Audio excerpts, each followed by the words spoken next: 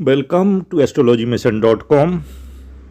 मनुष्य योनि जो है 84 लाख योनियों में सर्वश्रेष्ठ है और इसमें इतनी क्षमताएं हैं कि मनुष्य इंद्र भी बन सकता है और चंद्र भी बन सकता है, लेकिन वो सबसे अधिक जोखिम वाले पॉइंट पे खड़ा है, क्योंकि मनुष्य के अहम में उत्पन्न स्वार्थ जनित कामनाएं उसके ऊर्ध्वगामी विकास के लिए बहुत बड़ी बाधक हैं। कैसे बाधक हैं, इसको अपन दो तरीके से समझेंगे। पहले तो आप ये जान लें कि जो चेतना का स्तर है वो वृक्ष में चेतना का बिल्कुल आरंभिक स्तर है। वृक्ष में चैतन्य गतिविधियां न्यूनतम है। वृक्ष से विकसित प्रजाति पशुओं की है, क्योंकि पशुओं को अपनी इच्छा के अनुसार क्रिया चयन की स्वतंत्रता है। इसी क्षमता और प्रकृति के प्रवाह के अनुसार उन्हें सुख दुख की अनुमति होती है, जबकि चैतन्यता का सबसे अधिक और सबसे विकसित जो प्रजाति है वो मनुष्य की है, क्योंकि मनुष्य को क्रिया और कर्म दोनों का ही चयन करने की क्षमता ईश्वर ने प्रदान की गई है। वृक्ष कोई चयन नहीं करता, अपितु वह सदा प्रकृति के प्रवाह का अनुसरण करता है। इसको आप नोट कर लें कि वृक्ष कोई चयन नहीं करता, अपितु वह सदा प्रकृति के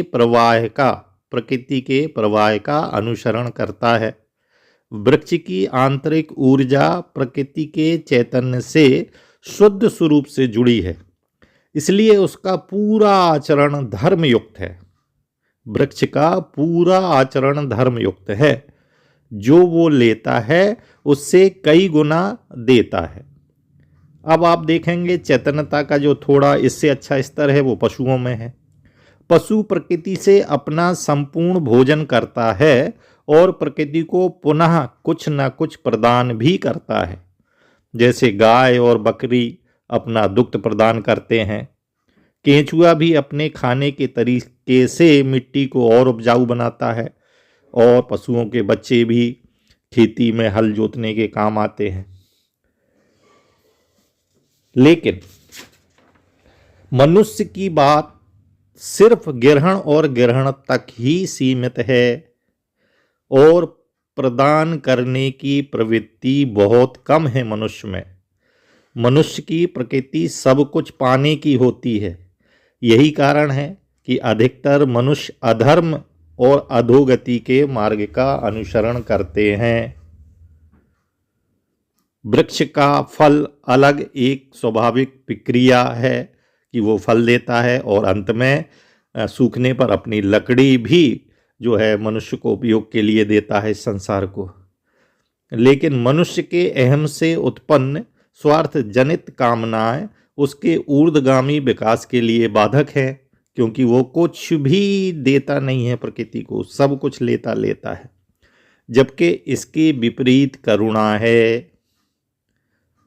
आप जानते हैं माता जानकी, माता सीता भगवान श्री राम को करुणा निधान बोलती थी, क्योंकि श्री राम में करुणा है। जबकि रावण में अपनी कामनाओं की पूर्ति हेतु सर्वस्व दांव पे लगा दिया।